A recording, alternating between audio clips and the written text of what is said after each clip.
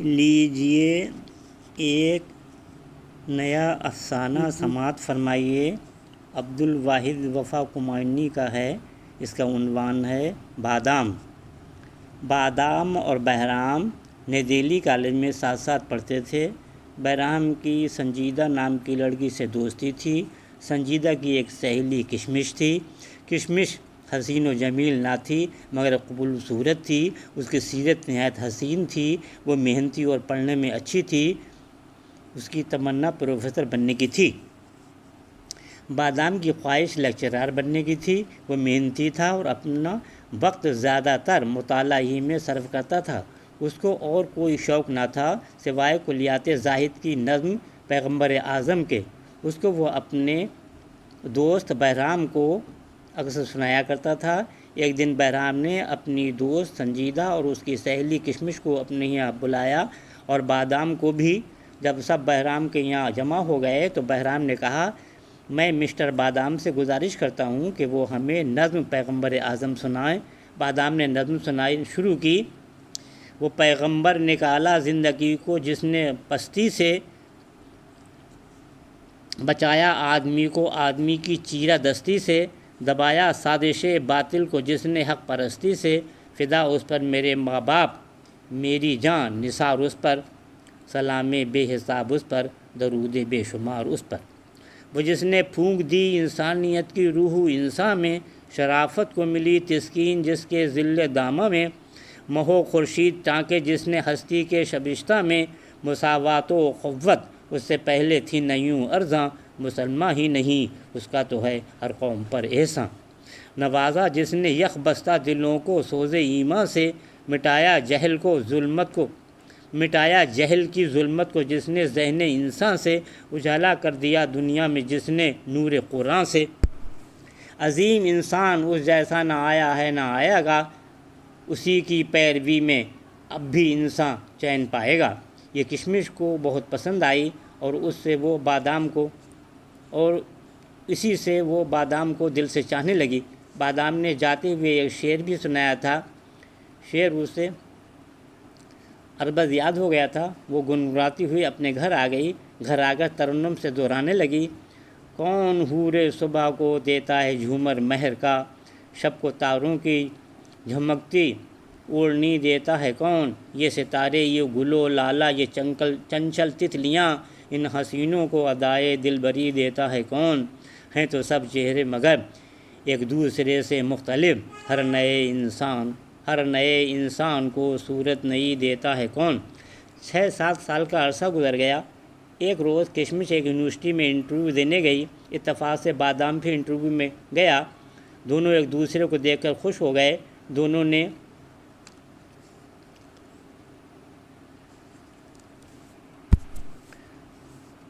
نے انٹرویو دیا اور ایک دوسرے نے اپنی ایڈریس بھی ایک دوسرے کو دیے۔ 4 ماہ بعد کشمش ایسوسیٹ پروفیسر ہو گئی اور بادام لیکچرار۔ حسن اتفاق دونوں کی دہلی یونیورسٹی میں پوسٹنگ ہو گئی۔ ایک ہفتے بعد دونوں کی سنڈے میں ملاقات ہوئی۔ کشمش نے معلوم کیا، اب تو آپ نے شادی کر لی ہوگی، بھابھی کو بھی لے آؤ۔ بادام کہنے لگا، ایک لڑکی پسند آئی تھی مگر اس سے پھر 6-7 سال تک ملاقات ہی نہ ہوئی۔ کشمش نے معلوم کیا اس کا نام کیا تھا۔ بادام کشمش کو دیکھ کر مسکراتے ہوئے کہنے لگا، اس کا نام کشمش تھا۔ کشمش نے معلوم کیا تو وہ اب کہاں ہے؟ بادام نے ایک نظر کشمش کو دیکھا اور نظر نیچی کر کے کہا، وہ اس وقت میرے پاس بیٹھی ہوئی ہے۔ یہ سن کر کشمش بے اختیاری کے عالم میں مسکراتے ہوئے حیرت سے دیکھنے لگی اور پھر کہنے لگی، بادام آپ کی زبان سے کچھ سننے کو دل چاہ رہا ہے، کیا کچھ سنائیں گے؟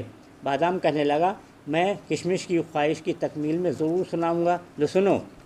ہو مبارک تم کو تحصیل علوم دینیہ، تم پہ یہ اللہ کا فضل و کرم ہے بے گماں، میں نصیحت بھی کروں تو تم کو آخر کیا کروں، تم تو خود ہو عالمات و فاضلات و نکتہ داں، کیا تقاضے ہیں شریعت کے تمہیں معلوم ہیں، جادۂ حق ہے تمہارے چشم بینا پر عیاں، مقصد تخلیق انسان پر تمہاری ہے نظر، جانتی ہو تم بھی یہ دنیا ہے دارالامتحاں، تم کو بخشا ہے خدا نے علم و فہم دین و حق، ہے تمہارے ذہن میں قرآن و سنت ذو فشاں، یاد رکھو تیسری آنکھ آدمی کی علم ہے، جو نہاں سے چشم ظاہر سے وہ ہے اس پر آیا، جو نہاں ہے چشم ظاہر سے وہ ہے اس پر آیا، جلوہ اخلاق سے تابانی کردار سے تم مٹا دو ظلمت ماحول کا نام و نشاں، زندگی کی ہر مسرت ہر خوشی تم کو ملے،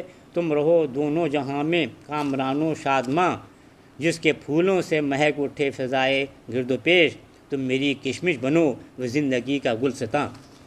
کشمش الوداعی نظم سن کر بہت متاثر ہوئی۔ تقریباً 3 ماہ بعد اس کے ہاں 3 مہمان آئے، ان میں ایک خاتون، ایک مرد اور تیسرے بادام کی شخصیت تھی۔ بادام کی والدہ زیب النساء بیگم کہنے لگیں، یہ میرے شوہر ہیں ملک خضر حیات اور یہ میرا بیٹا ہے ملک خالص بادام۔ کشمش کی والدہ نور جہاں معلوم کرنے لگیں، آپ کس برادری سے تعلق رکھتی ہیں؟ زیب النساء نے جواب میں کہا، اسلام میں برادری کوئی معنی نہیں رکھتی ہے، مگر جب آپ نے معلوم کر لیا ہے تو میں بتا رہی ہوں، ہم تیلی برادری سے ہیں۔ ہندوستان کے آزاد ہونے پر ہر قوم نے کچھ نہ کچھ لفظ لگانا شروع کر دیے ہیں، مثلاً جلائے انصاری، دھن منصوری، درزی ادریسی، دائی سلمانی۔ اسی طرح ہماری تیلی برادری کے پڑھے لکھے لوگوں نے ملک لکھنا شروع کر دیا ہے، لہذا ہماری برادری ملک لگاتی ہے اپنے نام کے ساتھ۔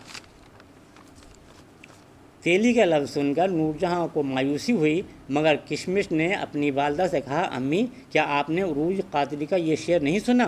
نور جہاں نے انجان بنتے ہوئے کہا، کون سا شعر؟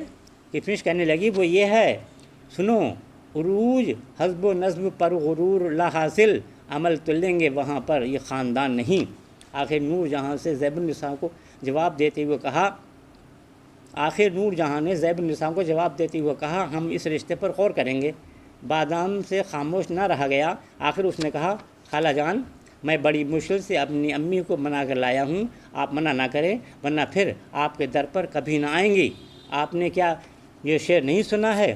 پھیلے ہوئے ہاتھوں کو حقارت سے نہ دیکھو، ہر در پہ کبھی کوئی سوالی نہیں آتا۔ یہ کہتے ہوئے بادام نے اپنی والدہ سے کہا، میں شرمندہ ہوں کہ میں آپ لوگوں کو سوالی کی حیثیت سے یہاں لایا۔ پھر تینوں جانے کے لیے کھڑے ہو گئے۔